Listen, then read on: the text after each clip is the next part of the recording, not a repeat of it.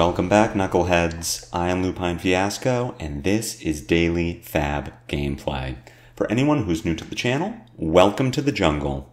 What we do here is review replays of games that I played on the Talishar client days or weeks ago, after enough time has passed, that I lose my bias and can more objectively judge the quality of my play. I will talk through turn cycles and give my thoughts on the line I would take now, compared to the line I took then at the time of recording.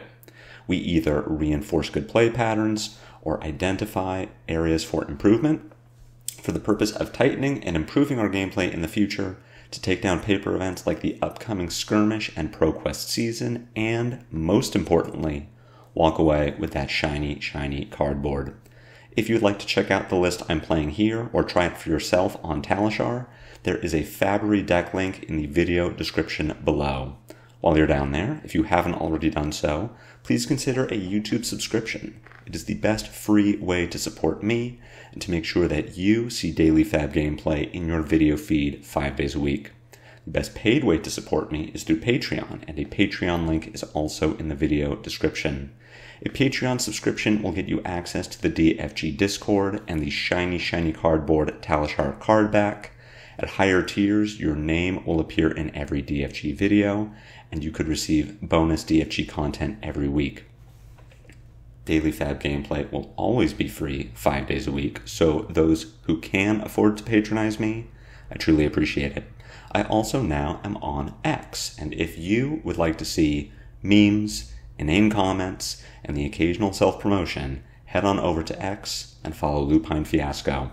Now, without further ado, let's talk about our sideboard and about our game plan. The boogeyman of the format, the undisputed best deck, Zenjamin. This is what we're aiming for. This is what we have built the deck to hopefully beat. We're going to see how it goes. We have won the die roll. We will be going second. Our sideboard plan has us bringing in all of our Go Again, all of our Disruption, though we are actually cutting Enlightened Strike. I'll talk about that. We are also cutting our Yellow Agile Windup for now. I want to stay at that trim 60. I want to see Blood Rush Bellows, Weakest Link, Amnesia, Command and Conquer, Send Packing. So getting all of our extraneous, though supportive cards out of the deck seems good to me. That means that our Agile Windups are coming out. They only block 2. Pack Hunt into a deck that historically does not care about blocking. Is just a 2 for 6, which is not going to cut it in this matchup. Cast Bones is very slow. And E-Strike is the big one that I am experimenting with cutting in this matchup. Enlightened Strike, obviously very good, very versatile, helps us convert a 4-card hand if we have tempo. Thing is, if we have tempo against Zen, something very odd has happened. We should hardly ever have tempo in this matchup, unless we're very far ahead. And if we are very far ahead, I don't think we need E-Strike. But the biggest reason to cut E-Strike is that we are running Command and Conquer, Weakest Link, and Amnesia, all to try and slow Zen down. That is 9 generic attacks. E-Strike would put us to 12. 12 is too many for our Blood Rush Bellows. The name of the game here is Disruption, but we still need to be pushing out damage. And on a big Blood Rush turn, I really do not want to have a hand full of generics. I want to get at least 4 points of value out of my Blood Rushes, preferably 6 at a minimum. And that means that we have to start cutting generics. Amnesia is my newest addition to the sideboard, and we're going to cut E-Strike accordingly. So we are looking to chain Disruption. We need to keep Zen off of those big pop-off turns, and we want to be pairing it with Go Again as much as possible. If we are just blocking 6, sending 6 every turn, maybe that's going to slow Zen down. Zen does have that big fridge, so even just attacking for 6 or 7 with Might is not going to be enough to take him off of the big turn if he finds that pivot. So we really want to pair this with Go Again. We want to Wild Ride Weakest Link, pulping Amnesia. It's not going to be enough to just block and then disrupt. if Zen has the nuts. This is a matchup where I'm thinking I really need to be rolling Scabskins more than I am, not because it is correct in the traditional sense of, oh, we need to break the ALS, oh, we need to break Miragai and damage Enigma's face. No, we're rolling it against Zen because if we don't, we die. We have to go fast, and that's going to mean taking some risks, unfortunately. We don't get to just block, attack, pass. We have to be converting hands to offense. There isn't a ton else to say about this. You know about Zen by now. I've been playing him on the channel. You've run into him in your own games. We're just going to jump into it and see how we can pilot to take down this menace. Opening hand here looks good. We've got red go again. We've got a blue. We have a send packing. Harmony of the Hunt. For one, go again, no tiger. The pitch card here was a red. Says that we just aren't going to block. I would like to hold on to this hand as much as possible. As much as I don't want to give up life in a mirror, half of our cards don't block. So if Zen is going to follow this up with Head Jab and Aspect of Tiger, I want to be blocking for getting my 3 points of value rather than just 1.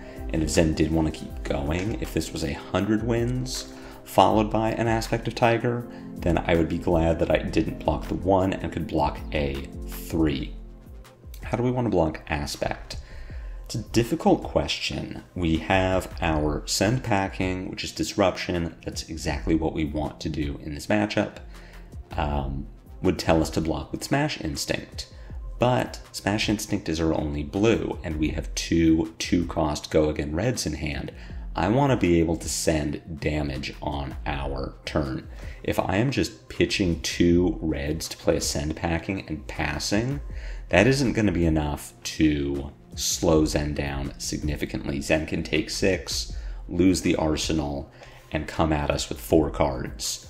What I would prefer to do is block with send packing, hope that my pulping, wild ride, or even just draw at the end of the turn is going to find the disruption, and then play out wild ride or pulping at a minimum. Keeping a blue instead of a yellow lets me pulping 2 for 6 if I did draw another red, whereas send packing would equal 3 less damage because my follow-up would need to be a claw. So we find yellow wild ride. We are just going to pulping, see what our draw discard gives us.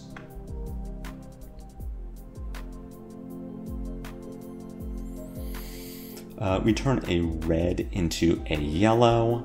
I like following pulping with a mandible claw, pitching wild ride, and arsenaling pulping.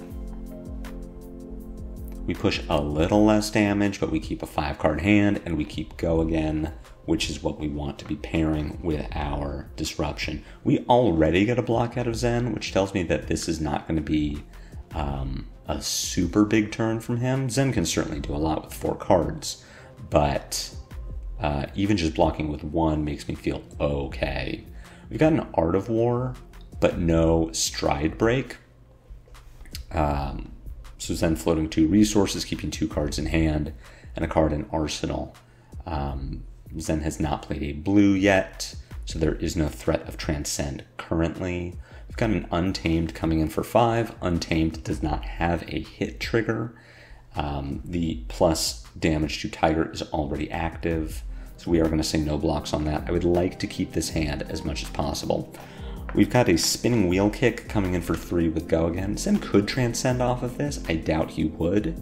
The Spinning Wheel Kick definitely coming late for what I would expect from a Transcend, but it could certainly happen. Blocking with Savage Sash here does feel correct to me. Zen is a weird matchup where there are not a ton of on-hits. Not every Zen is playing Mauling Chi. Tiger Swipe usually does not have an on-hit. Tiger Swipe is 0 for 4 or 5 with the Shuko, but a lot of the time, the tigers that are made by Tiger Swipe don't have power. So Zen doesn't have a lot of on-hits to actually prevent against, and the ones he does have are usually going to be face up. And what that means is, unlike against Katsu, or maybe the Brute Mirror where we are anticipating some on-hits and saving armor for that, we don't need to save our armor for Zen as much. We want to get our armor value earlier than later, because I have found myself a lot of times in Zen games where I'm blocking really late with Bonebreaker for 2, and it's actually hurting me. I have to block with cards from hand because I didn't block with the Bonebreaker early enough. So instead of covering 1 with the back half of Bonebreaker and getting to keep 4 cards, I'm covering for 3 with a card from hand because my Bonebreaker is already on the combat chain. We want to get our armor block early rather than late in this matchup. We're not really looking to save the armor for on hits. The hand that we have here is looking okay. We're going to start with pulping from Arsenal, pitching Assault and Battery. We'd really love to keep a blue and a Command and Conquer. See what exactly we get out of this hand. It's a little unfortunate that we don't keep the blue and we don't discard Beast Within. We can still claw CNC here, but we don't get an Arsenal. What I think I would rather do is just CNC and Arsenal Bearfangs. Hold on to the Bearfangs for a later turn. Maybe we get to do some mid-range stuff, block 6 or 9, and then send Bearfangs. But I think Bearfangs and Arsenal is worth more than Claw. We get 7 armor from Zen. Zen choosing to cash in the Stride for a Tiger. Thankfully, Zen has not transcended this game, so Traverse is just letting Zen keep a card. Pretty fortuitous for us, and it does change our game plan a bit because Zen does not have armor left, and Zen without armor is a lot less powerful than Zen with armor. We are expecting to flesh bag this turn.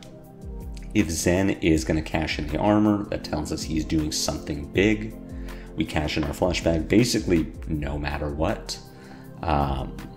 This being Sacred Art as the follow-up to the Double Transcend is a little problematic. We are fully expecting that we're going to hit a Tiger off the flesh bag. That said, we've got a very Tiger-heavy Zen build here. Head leads tail, naming. Let's just confirm. Crouching Tiger. So our flesh bag is at least getting 4 points of value. The 2 that it blocks, and most likely a Crouching Tiger. But potentially we hit something else. If Zen is going to break all the equipment, there really isn't a world where I'm not flesh bagging that turn. Aside from that, we do want to block with some of these cards. We just know that there's a Tiger Swipe coming. This is an example of a turn where blocking the Tiger Swipe hit effect actually really matters, because every Tiger that comes from this Tiger Swipe is going to be 2 points of damage. So we can cover this Tiger Swipe for 5. We can give our Bonebreaker and a Swing Big, which sounds okay to me. This may be a situation where I'm looking to roll Scabs on my turn, depends on what the follow-up is, but blocking for 5 here and making a Might plays around just any sort of shenanigans. Zen would have already played an Art of War, but maybe he's sandbagging it. This could be a situation where Zen is holding on to grain that tips the scale. We can't block 4 here without giving up Sash, but overblocking this particular Tiger Swipe does seem like a fine thing to do.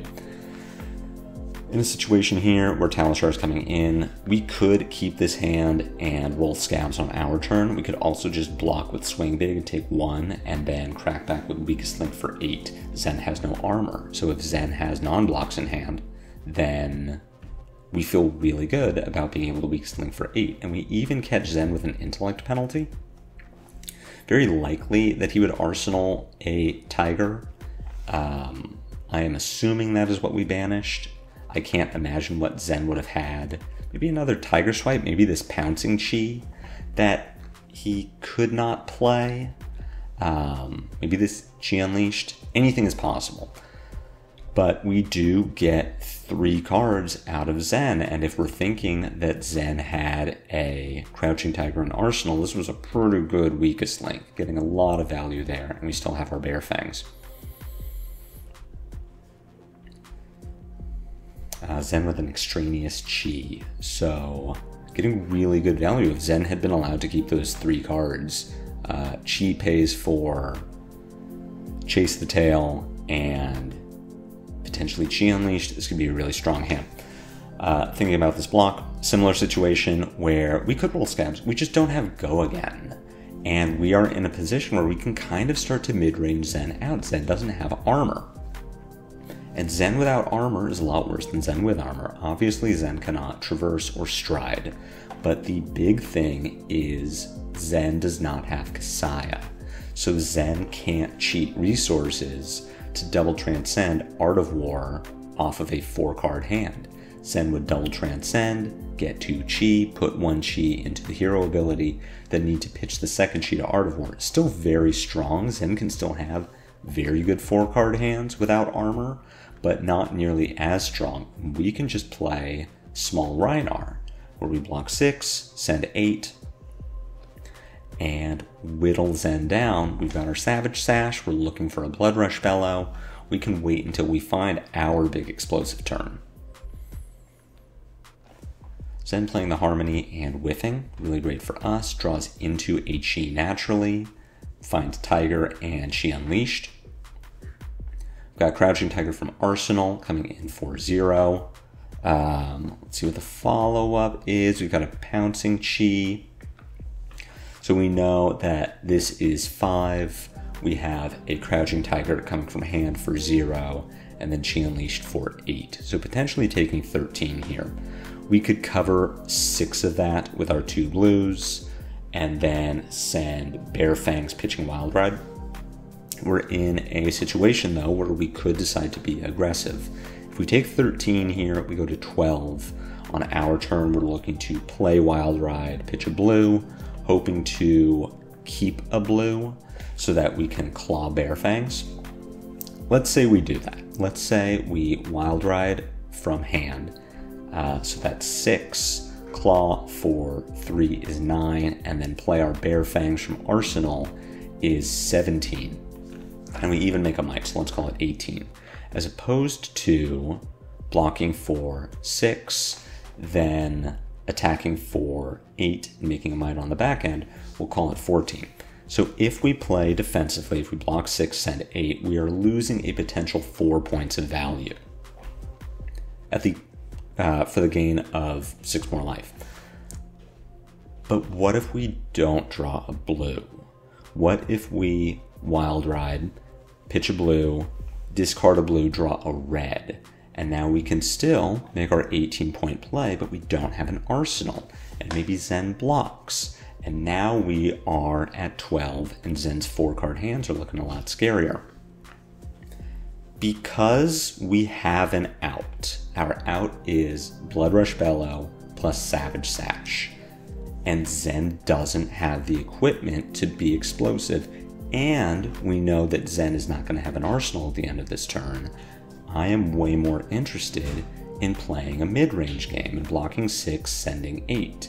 Because Zen isn't going to block, we can just whittle him down and put him into that position where our endgame is a lot more lethal than his is.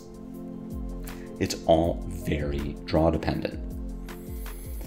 Matters a lot what Zen is going to be drawing into. We also have armor. It's worth noting too. We don't need to start blocking with it right away. We should think about doing it soon. We are just going to Bear Fangs here.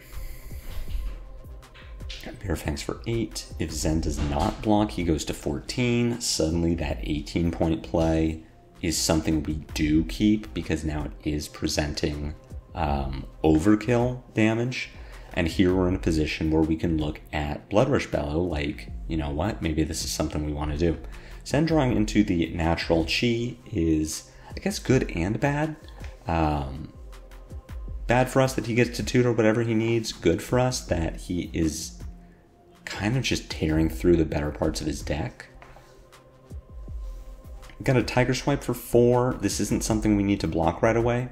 We can wait and see what the follow-up is. The Tigers do not have power. So Tiger Swipe generating a Tiger is not all that scary. Got a Head Leads Tail. This Head Leads Tail is named Command and Conquer. So now we're in a position where we're taking 3 from Head Leads Tail. Do we want to lose our arsenal? Do we want to take 9 here to fire off this 4-card Blood Rush? And I think the answer is no, because if we discard our Wild Ride and don't find more Go Again, we just might not be able to take Zen off of 2 or 3 cards. If we take him off of 1 and we're at 5, he can get there with a 3-card hand. So that says that we're going to take the 3 from Head Leads Tail, and we are looking to block the Command and Conquer with Agile Windup, Blood Rush Bellow, and Scabskin Leathers, and then Bare Fangs for 9. Still just playing that very patient mid-range game and knowing that Zen is going to have a difficult time dealing 11 damage with 4 cards, at least what we've seen. This is a very Tiger-heavy build, so we are not expecting a big Bonds play. Zen doesn't have the armor, doesn't have the Kasaya to really benefit from something like a double Transcend, paying for Art of War or Chase the Tail combo. And we can still just sit on these block 6, send 8 or 9 hands because we are just outlasting Zen. He has to deal 17 damage to punch through the cards that we can block with from hand and our life total, and then he also needs to get armor from us. We have a Tiger Form incantation pitching Roar of the Tiger, so not making a Crouching Tiger in hand is fantastic. Yes, Zen does get to Transcend, it does make the Tiger that will benefit from this Tiger Form, but Zen really having to just go for scraps here. Grabbing another Tiger Swipe, that's fine. We're going to have Crouching Tiger for 1, we can take this damage. Tiger Swipe for 4, we can take that damage. Even just telegraphing what the rest of Zen's turn looks like, we've got a Breed Anger for 4, and a Tiger Swipe for 4. So we go to 2 here if we do no blocking. And on our turn, probably looking to break Savage Sash, play Wild Ride from hand, then claw Bare Fangs from Arsenal. I'm not going to take 8 here. I will block with my Bonebreaker and my Leathers and go to 4. I don't know that I need to block here. I think it's fine. We make a Might. Our Wild Ride is going to be attacking for 8. We do get at least 1 card from Zen, if not 2. We still break Sash. I just think I would rather have had another card in hand and be at 4 here just to increase my chance of keeping a miss if I do draw into one. But break Sash, send Wild Ride, hope to keep the other Wild Ride. That would be pretty fantastic. Even if we do miss, we do get 2 cards from Zen to prevent this Wild Ride from killing him. And I do not believe that 2-card Zen without Kasaya can deal 7 damage. He definitely can. That's a stupid thing to say. Tiger Swipe, Talishar can get there. Mauling Chi, if Zen is on it. No, that wouldn't work. There are definitely 2-card hands that Zen can have that do 7 damage, but we are still holding onto a Bare Fangs in Arsenal anyway. We don't miss, we do hit. Wild Ride coming in for 8. We even keep our second Wild Ride. So depending on how Zen would or wouldn't block this Wild Ride, we could either Claw Bear Fangs or Wild Ride Bear Fangs, try to get a little risky with it.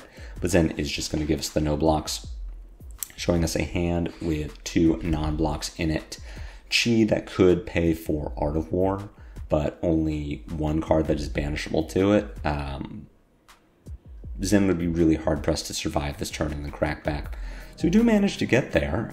We do somehow outvalue Zen. I think this Tiger build, I'm not sure how representative of the larger field this is.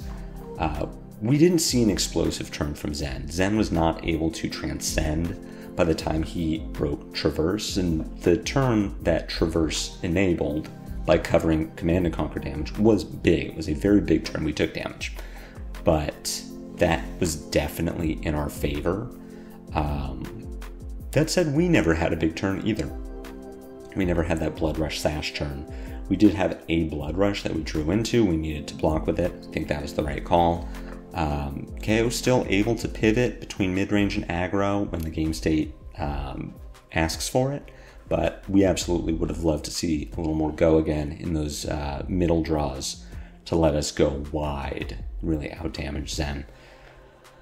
It's a tough matchup. A lot needs to go right for Kayo to get there. We need to be pairing Go Again and Disruption basically every turn if we want to have a shot at it. I think we need to be rolling Scabs more than I would like. That doesn't mean that this is a Gambler's Gloves matchup. It just means that we got to get a little risky with it because Kayo has the tools to beat Zen, but if your deck doesn't want to cooperate, I think you need to tempt fate a little bit. I hope you enjoyed this game. I hope you learned something. If so, be sure to assault and batter that like button. My comments are always open for any questions or feedback. Again, if you have not already done so, please consider a YouTube subscription. It's free, it helps me out. I have a Patreon, I have a Twitter. Links to those are in the video description below. I will be back tomorrow with more daily FaB gameplay, and until then, take care.